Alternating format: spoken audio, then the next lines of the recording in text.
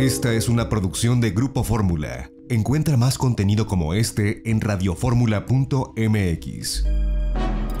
Hola Eduardo, otra vez de nuevo estar con ustedes, muy contento. Mira Eduardo, es un tema enorme porque lo que estamos viendo es que ciertamente el coronavirus, el COVID-19 sí es un problema de salud, no hay duda, pero ciertamente es mucho más probable que sea un problema económico. Mira, el pronóstico de crecimiento antes del coronavirus a nivel mundial era el 2.9, ahorita el pronóstico es del 1.5 después del coronavirus, y lo que te puedo yo decir es que mis pronósticos, y seguramente Luis Enrique podrá reforzarlos, es que el número no será tan positivo. El costo económico para la pandemia solo en los primeros meses ya suma 280 mil millones de dólares, y ya se empieza a sentir en marcas. Amazon hace unas horas acaba de anunciar que no está recibiendo pedidos de productos no esenciales hasta el 5 de abril, porque lo que empezó a tener Amazon fue una demanda brutal. Hay veces que en toda crisis hay ganadores y perdedores, pues Amazon tiene de repente una demanda de 100,000 empleados nuevos, fíjate el tamaño, y naturalmente esos 100,000 empleados los necesita para entregar productos, pero está empezando a darse cuenta que estos productos no necesariamente son productos relevantes para los temas de salud. Entonces, de algún modo están diciendo, por favor no me mandes más productos si no son productos esenciales, por lo menos hasta el 5 de abril. Entonces, no, imagínate, ya empezamos a ver. China es China, a ver si no me equivoco, tú corrígeme. China es el principal proveedor del mundo de bienes y servicios. Es difícil comprar algo que no diga Made in China, ¿no? Sí, las ventas al menudeo en China durante los 2 primeros meses de este año se cayeron 20.5%. La producción industrial se cayó 13.5% y la inversión fija de activos se cayó 25%. O sea, es la peor caída china desde el año de 1976, cuando se murió el señor Mao Zedong, el que había sido el líder de la Revolución China, que había hecho pinole a la economía. O sea, la peor crisis en casi 50 años.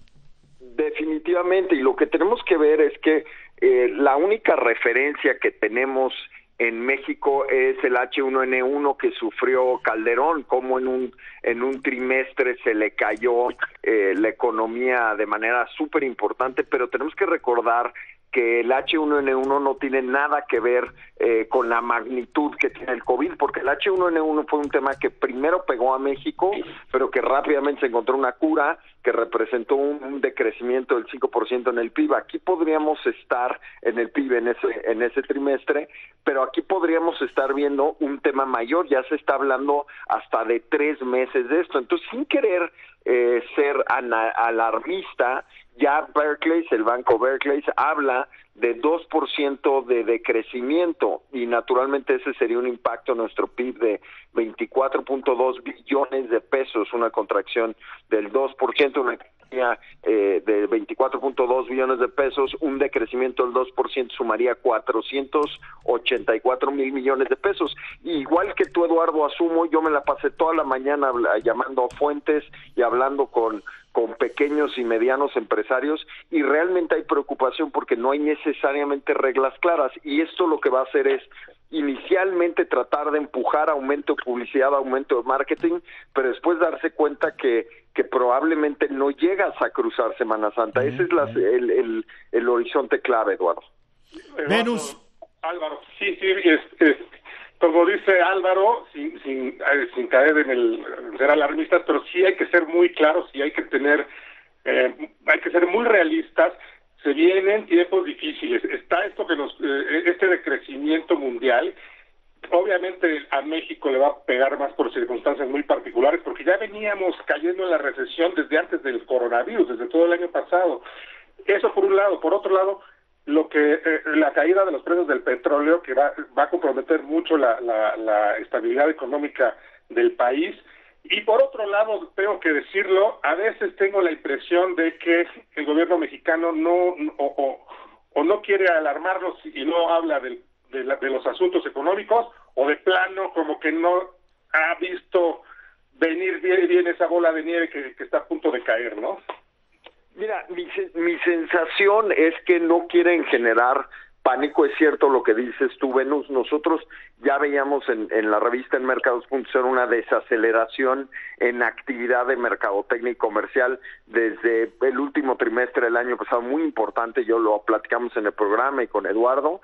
Pero definitivamente ahorita agarran mal parada a la economía nacional y agarran también mal paradas a las empresas a nivel mundial, porque lo que vemos es que hay muchísimas empresas con altos niveles de deuda, empresas zombie y empresas que dependían de su crecimiento de temas totalmente relacionados a la bolsa. Pensemos en Netflix. Esta empresa vende 1.8 mil millones de dólares. Es una empresa enorme, pero al año. Pero esta empresa requería crecer casi al doble para el 2027. ¿Por qué? Porque el 80% de sus créditos de los 140 millones de dólares que tiene colocados en deuda, la gran mayoría son junk bonds. Entonces, de algún modo, esta empresa tenía que estar creciendo de manera acelerada y ha desplazado a muchas empresas locales. Y como ejemplos de Netflix hay muchos. Lo mismo sucede con Uber, lo mismo sucede con una cantidad de empresas, inclusive Facebook, que dependen de la deuda. Entonces, al momento que estas empresas entran en un problema de deuda, ¿por qué? Por una falta de dinero, podría haber consecuencias enormes para empresas pequeñas y medianas. Pero están diciendo que va a haber una crisis de la deuda en Estados Unidos y en la Unión Europea. Y hay una proyección de la OCDE que dice que si la pandemia llega a ser controlada, la economía este año podría decrecer a nivel mundial 0,5 punto porcentual. Pero después dicen algo, que si la epidemia se esparce por Asia y el Pacífico y el hemisferio norte, lo cual indica que está ocurriendo, la economía podría caerse este año a nivel mundial 1.5%. Estamos hablando de trillones de dólares. Sí, te digo que el panorama, sin ser alarmista, es bastante serio y bastante preocupante. No se trata de ser alarmista, se trata de darle al público la información que tenemos y nuestra interpretación de esa información, y que el público decida, capaz de que digan, estos son unos exagerados, tienen todo el derecho, otros digan que somos demasiados optimistas, ¿no? Pero esos son los números que tenemos, no son nuestros. El dato que acabo de presentar es el de la OCDE. La caída de China es el dato de la economía china que da el gobierno de ese país. Y caray, la baja del peso, del petróleo, de la Bolsa Mexicana de Valores, ahí están para que cualquiera los cheque, ¿no? Sí, y desde luego yo preveo que habrá este año menor recaudación impositiva, Eduardo, y eso va a meter en mayores problemas al gobierno, ¿eh? Pues podría haber, porque el año pasado apenas subió 0.9% respecto al 2018, y recuerda que se pusieron muy duros. Yo creo que tal vez podrían llegar a la meta si es que se ponen muy duros, pero como que en un país que está afligido por el coronavirus, la pandemia, el miedo, meter una política de ser demasiado estrictos en el cobro de los impuestos, sería como que un tiro que podría salir por la culata. Máxima que estamos viendo que los países afectados por esta pandemia están viendo de qué manera dan una exención fiscal a las personas y a los negocios más afectados.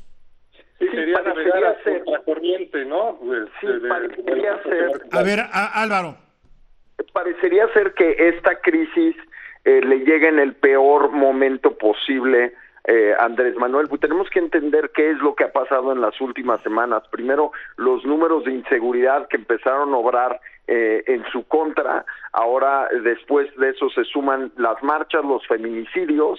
Y saliendo de las marchas, es que las cosas han sucedido tan rápido. Tenemos que recordar a los que nos escuchan que hace 7 días estábamos hablando de un paro nacional de mujeres y ahorita 7 días después estamos hablando de una crisis que no es tanto un tema solo de la enfermedad, sino de lo que implica para la infraestructura de salud, Eduardo. Entonces agarra al gobierno mexicano en un mal momento, porque lo que se ha recargado el gobierno es en el discurso anticorrupción. Si ahorita salieran con cualquier discurso de estamos siendo agresivos en cobro de impuestos, va a ser muy mal recibido por las pequeñas y medianas empresas. Tal vez las grandes sí o no, no lo sé, ellas están resueltas y tienen grandes... No, las grandes, cuidado, las grandes tienen muchas deudas en dólares. Y las grandes exportan y los mercados están constriñendo. JP Morgan, la empresa JP Morgan, el banco JP Morgan, está proyectando que una recesión le va a pegar a Estados Unidos y a Europa en el mes de julio.